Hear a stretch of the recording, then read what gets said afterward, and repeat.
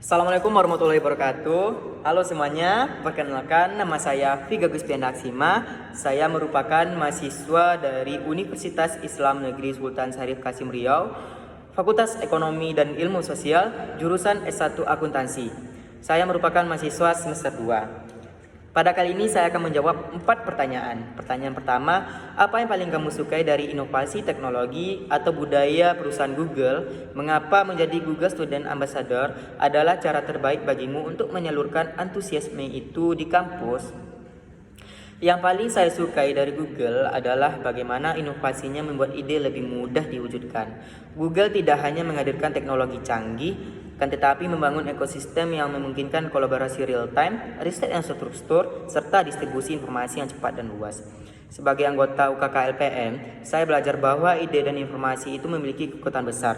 Namun, saya juga memahami bahwa di era digital ini, kekuatan itu bisa berdampak positif, bisa berdampak negatif. Itu tergantung bagaimana kita mengelolanya. Sebagaimana seperti peristiwa pembacokan antar mahasiswa yang sempat terjadi di kampus saya, menjadi refleksi besar bagi saya. Dalam waktu singkat, informasi tersebut menyebar luas di media sosial, disertai opini dan asumsi yang belum tentu terverifikasi. Saya melihat bagaimana teknologi dapat mempercepat arus informasi, akan tetapi tidak selalu diiringi kebijaksanaan dalam menggunakannya. Dari situ saya semakin sadar bahwa literasi digital dan etika bermedia bukan lagi pilihan, melainkan kebutuhan. Menjadi Google Student Ambassador adalah cara saya menjembatani mahasiswa dengan teknologi yang sudah ada di tangan mereka. Saya ingin membantu teman-teman kampus melihat bahwa tools Google bukan hanya untuk menyelesaikan tugas, tetapi untuk membangun solusi, memperkuat kolaborasi, serta menciptakan dampak yang lebih bijak. Pertanyaan kedua, konsep Teach and Chill yang akan saya rancang. Saya akan membuat sesi interaktif bernama Digital Empathy Simulation. Konsepnya santai dan diskusinya melingkar, akan tetapi tetap aplikatif. Mahasiswa akan dibagi dalam kelompok kecil dan diberikan potongan informasi yang berbeda terkait sebuah simulasi krisis kampus.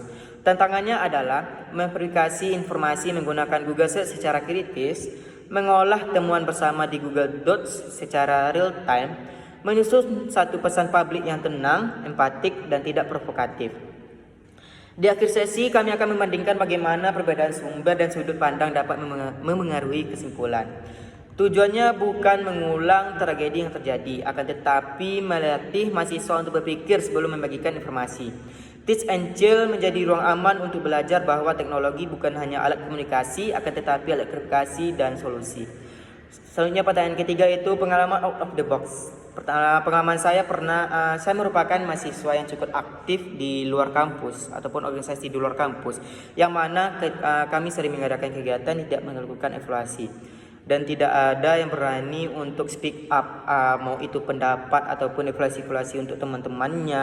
Maka dari itu, di lingkaran tersebut saya meminta bahwa setiap anggota organisasi tersebut harus memberi satu pendapat mereka, mau itu terkait evaluasi ataupun pendapat-pendapat lainnya, demi berjalannya lancarnya kegiatan untuk kedepannya. Itu sih out of the box yang pernah saya lakukan.